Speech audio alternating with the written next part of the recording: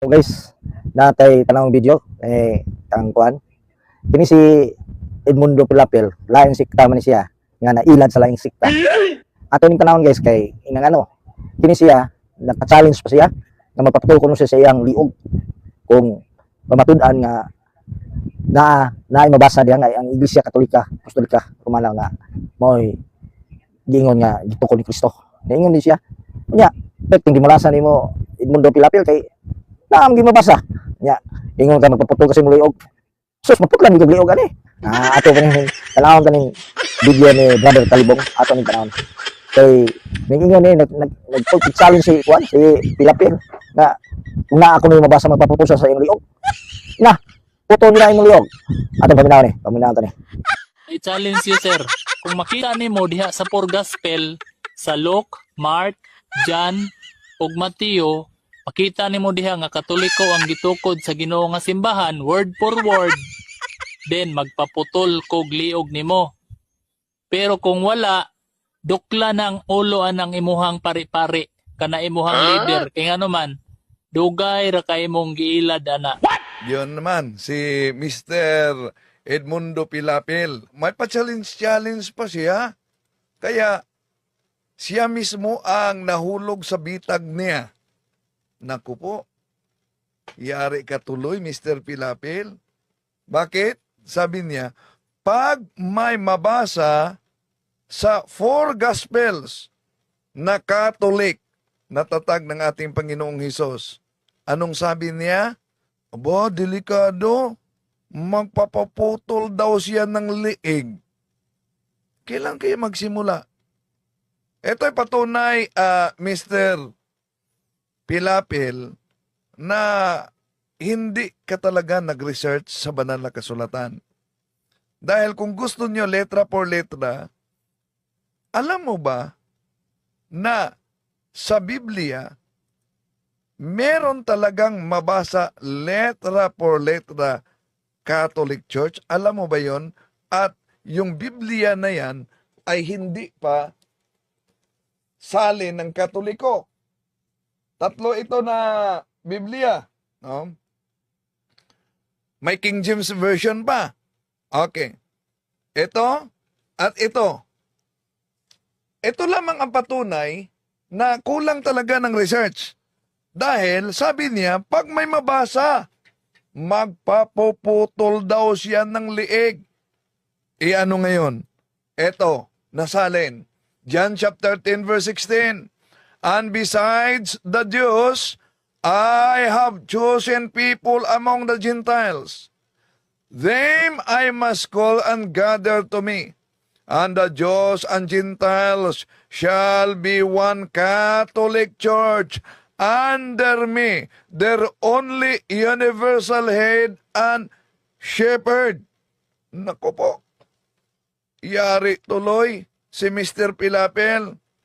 Kaya, kailan po bang schedule? Dahil sabi niya, pag di yan mabasa sa Biblia, sasapakin niyo ang ulo ng pari niyo. Patuloy nating sasagutin itong mga anti-Catholic, mga kapatid. Dahil alam nyo naman ang kasinungalingan pag ito'y palaging inulit-ulit magbukat talagang parang katotohanan, lalo na sa ating mga kapatid na kulang ang kaalaman. Una, may pa-challenge pa siya.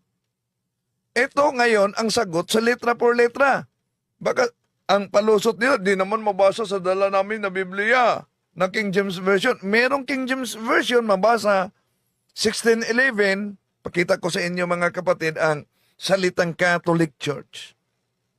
Kaya, ginamit natin itong hindi salin ng Katoliko, itong a plain familiar explication, paraphrase Bible, at itong paraphrase on the New Testament na kapwa mga Protestante. Oo. At may King James Version pa, no? Na ipakita natin mamaya mga kapatid. Ito kasi ang pahayag ni Mr. Pilapil. I-challenge you, sir. Kung makita nimo diha sa four gospel sa Luke, Ano daw? Nag-challenge daw siya mga kapatid. Ang challenge niya, ano? sir, kung makita nimo diha sa four gospel sa Luke, Mark, John ug Mateo, makita nimo diha nga Katoliko ang gitukod sa Ginoo. Pag makita daw sa apat na ebanghelyo, Mateo, Lucas, Marcos, Juan, na Katoliko ang tatag ng ating Panginoong Hesus. O nga simbahan, word for word, Letra por letra. Yun ang problema sa mga letra por letra talaga. Dahil, una, kung ibalik natin ang sa kanya, ano ba yung sikta ninyo? Yung The Chosen Stones Ministries Incorporated. Word for word, mabasa ba yan sa four gospels? Ha? Aber? Wala naman. Pero dahil yon ang hiniling ni Mr. Edmundo Pilapil, pagbigyan po natin siya. Pero panindigan kaya, delikado, nahulog ka sa sariling bitag mo. Bakit? Ito sabi niya, then magpaputol kog liog nimo. nako, yare. Pag may mabasa daw, magpapugot daw siya ng liig. Kailan kayang schedule? Yari, tuloy si Mr. Pilapil. Bakit? Ito pa. Pero kung wala, dukla na ang uloan ng imuhang pari-pari. Kana Pag hindi daw mabasa, sapakin niyo yung ulo ng pare ninyo. Sabi ni Mr. Pilapil. imuhang leader. Kaya nga naman, dugay ra kay mong giilad ana. Dahil matagal na kayong dinaya ng pare ninyo. Ito ang sagot niya. May nag-comment niya dahil naalala ninyo yung pahayag niya, nagigil siya ni Father Darwin. Bakit buhay pa ang taong ito? Di mo ba? May nag-comment sa video niya at nag-react siya ito.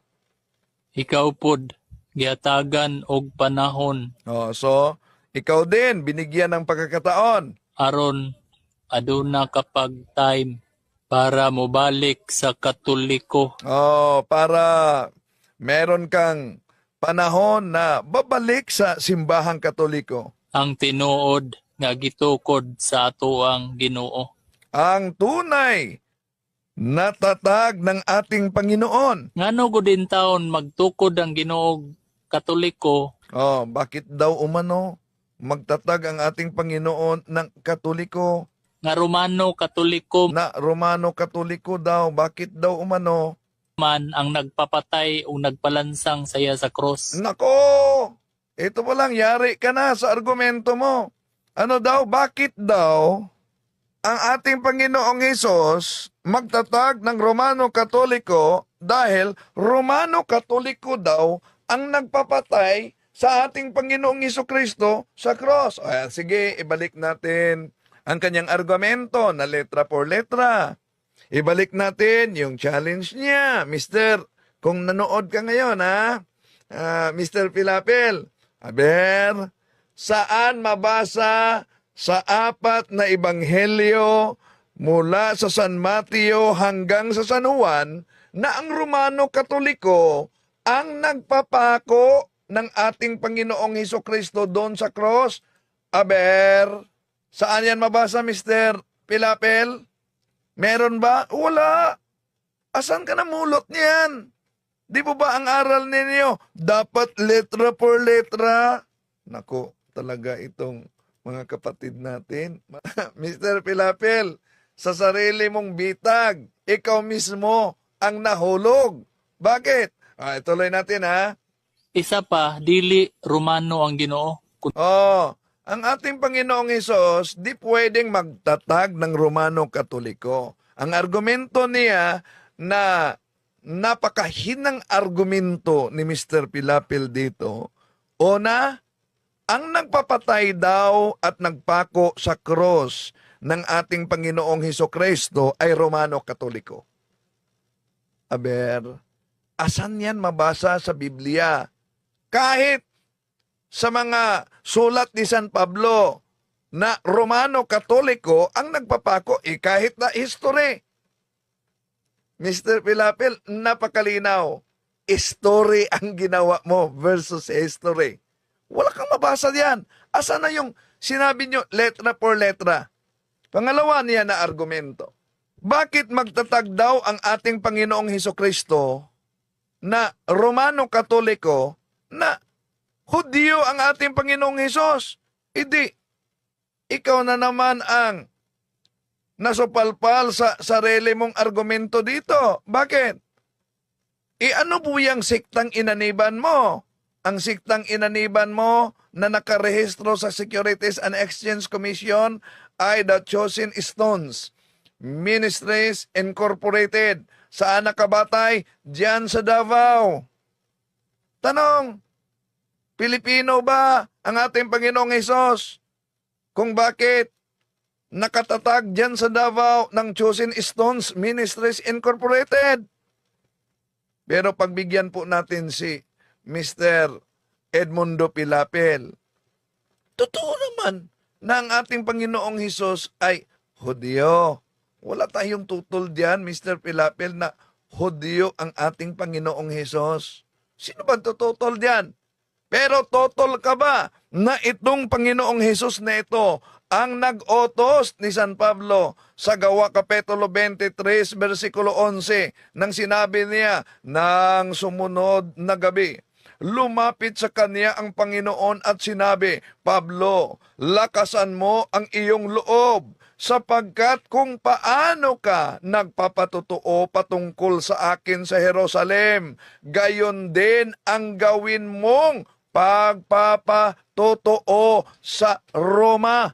O sino ang nag-utos na mula sa Jerusalem ang kaniyang iglesia, ano daw, ay ipatotoo doon sa Roma? Tanong, dahil ang iglesia na mula sa Jerusalem ay ipatotoo doon sa Roma, ano po ba ang pahayag ni San Pablo sa Roma Kapitulo 1, 7, 8? Ito po, tingnan natin.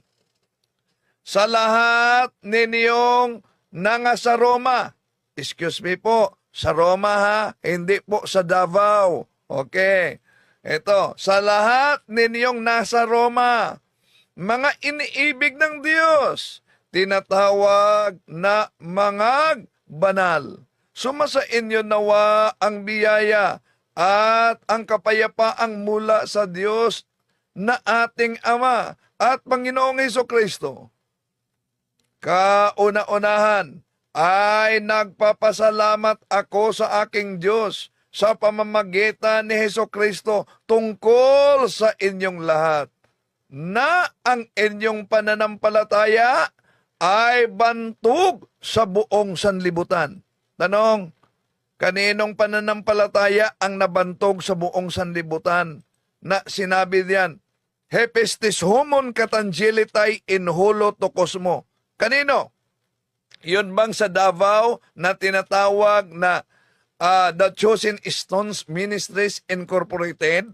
Nang sinabi ni San Pablo, Hepestis homon katangelitay en holoto cosmo, na ang inyong pananampalataya dyan sa Roma ay nabantog sa buong sanlibutan. Walang iba kundi ang Roman Catholic Church. Ito pa ang argumento niya. Dili Hudyo. Kaliwat ni David, mga Jewish people. Wala naman tayong tutol na Jewish, Hudyo ang ating Panginoong Hesus.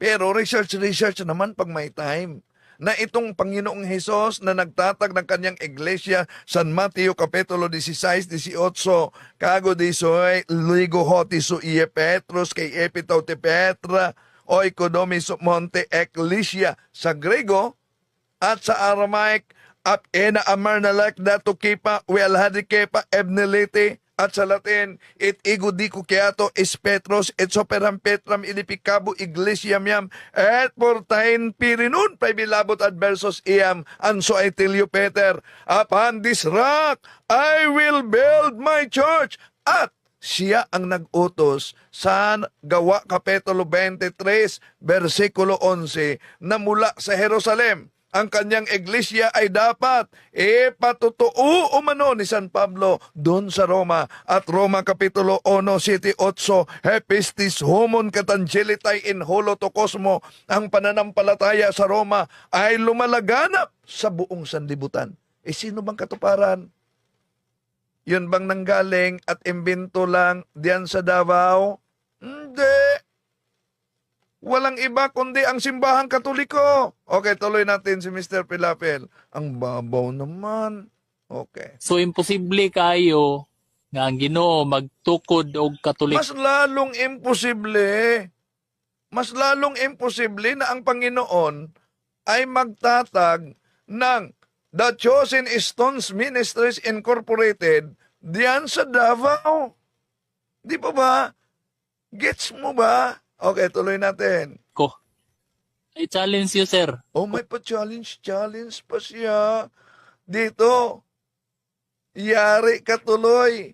Ikaw mismo ang nahulog sa bitag mo. Kung makita nimo diha sa Poor Gospel, Aba, sa Luke, pag makita daw sa Lucas, Mark, di mo ba nakita sa Lucas, sa original Greek Bible? Sa Lucas? Assignment mo yan, ha? Ang sabi ng ating Panginoong Hesus mismo, kay Pimi Exceltin, tis Catholis, pericoro pereo tu. Nandyan ang salitang Catholis. At kung tingnan natin ang sinabi ng Bible scholar na si Daniel Castillo at Robert Wall, sa aklat nila. Ito po, aklat nila. Protestant ito. Ginagamit natin ang mga Protestant na salin dahil pag sa Katoliko, sasabihin nila, bias. Dahil nagamit natin confraternity version na San Mateo Kapitulo 16-18 na sabi nila, mga kapatid, na ito ang problema kasi sa mga anti-Catholic. Pag may mabasa letra por letra, ang sabi nila, pirated daw na version. And so I tell you, Peter, upon this rock I will build my one holy Catholic Apostolic Roman Church. May mabasa tayo dyan.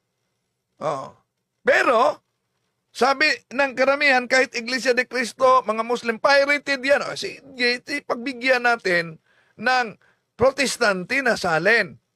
Alam nyo ba na may Protestante na salin? Alam nyo ba yan? Eto, paraphrase on the New Testament. Sige, research naman pag may time, ha? Ito mabasa sa John chapter 10 verse 16. Tingnan niyo. And besides the Jews, I have chosen people among the Gentiles. Them I must call and gather to me. The Jews and the Gentiles shall be one Catholic Church under me, their only universal head and shepherd. Ano ngayon? Protestant ito. Kung wala kayong salin, pwede nyo ma-order sa online. Hindi ako ahente, ha? Pero nasa Protestant ito. Sa mga naghahanap na letra por letra, dapat mabasa. Dagdagan pa natin. Di nyo ba alam na kahit ito na salin ng paraphrase sa John chapter 10 verse 16, so kaya dapat talaga mag-research para di lalong masupalpal. Ito ang mabasa natin, mga kapatid. Sa John chapter 10 verse 16. Yea, my chosen people of the Jews are now my known, anointed flock, but I have other sheep also beside you, even the Gentiles, which are not of your fold, but shall have fold of their own, thereof shall be united into one body of the church with you. So as Jews and Gentiles shall make up one holy Catholic Church under me, their one only head. Say, Protestant din ito. Di ba ang hanap nila mabasa? Nasa protestante. Hindi lang yan. Sa King James Version 16:11, dagdag pa dahil sabi kasi ng mga protestante, mga kapatid, no? Lalo na sa mga Muslim, may mabasa ba? Litra por litra din ang hahanapin nila. Mabasa ba na itong Catholic Church na nasa Biblia ay Kristiyano? O yan, dahil gusto sila letra por letra. Okay, eto. Tingnan niyo sa 11:12 ng Romans. Ito mabasa natin mga kapatid. If the Gentiles have been so great gainers by occasion of the sin and fall of the Jews, how much more then they shall become Christians? Well, they add to the glory and greatness of the Catholic Christian Church. Say, ano daw? Catholic Christian Church. So, may nabasa tayo, protestante pa yon. Bakit ginamit natin ang protestante, mga kapatid, na salin? Dahil, kahit nga sa protestante na Grego, o anong mabasa natin sa protestante na Grego? Napakalinaw sa Acts chapter, kaya research naman pag may time, ha? Acts chapter 9 verse 31. Anong mabasa? Ito mabasa natin.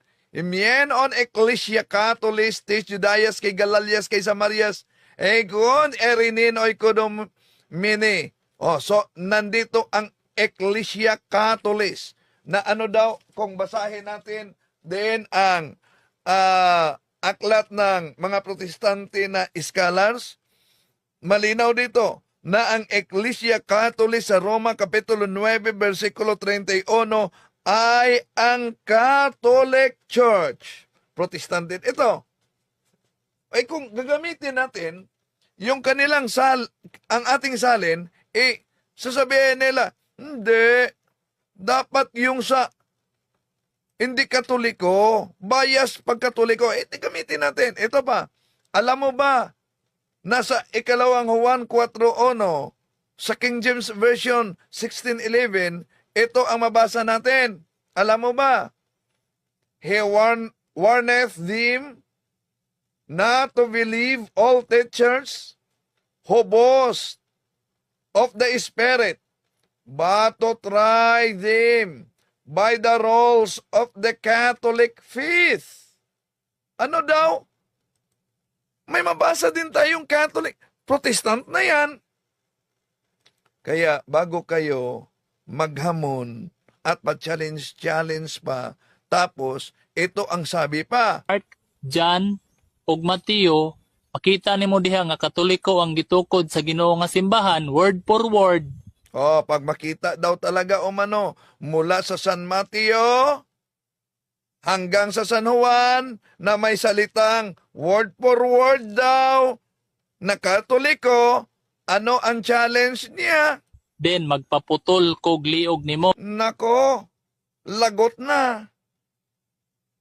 Inosente talaga siya. Akala niya walang protestant na salin na mabasa yan. Dahil sabi niya dito, pag may mabasa, magpapapugot ako ng leeg.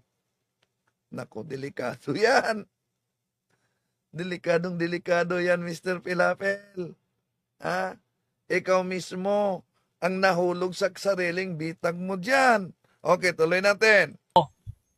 Pero kung wala, dukla na ang uloan ng imuhang pari-pari. Kapag wala kayong makita, sige, sabi niya, dukla ko ang ulo sa inyong pari-pari. Ngayon, may nakita tayo. Delikado yan. Pagpanindigan mo na magpaputol ka sa luyog mo, delikado yan, mister. Research ka muna bago ka magbitiw ng salita. So, leksyon yan para sa iyo. Kaya, di naman natin kinukumbinsi na dahil may mabasa, magpaputol ka ng ulo. Pero, dapat, kayong mga letra por letra, magiging leksyon ninyo yan na research ka muna at huwag magawa ng sariling story versus history. Kaya sabi ni isang protestanting minister na na-converted sa Catholic Church at nagiging santo. Si Saint John Cardinal Newman. Ano sabi niya? To be deep in church history is to cease to be Protestant. Adversely, to cease to be deep in church history is to become a Protestant. Makita ninyo na etong si Mr. Pilapil banat agad. Pero ang argumento niya bumalik sa kanya dahil ang sikta nila natatag sa Davao lang. Walang pagkakaiba yan kay Kibuloy, made in Davao. Walang yang pagkakaiba sa kay Rod Cubos, made in Davao. Oh, ganun din ang sa inyo. Kaya sana ang ating mga kapatid mabuksan ang kanilang isipan sa mga naghanap at nagsubaybay sa tama na iglesyang tatag ng ating Panginoon.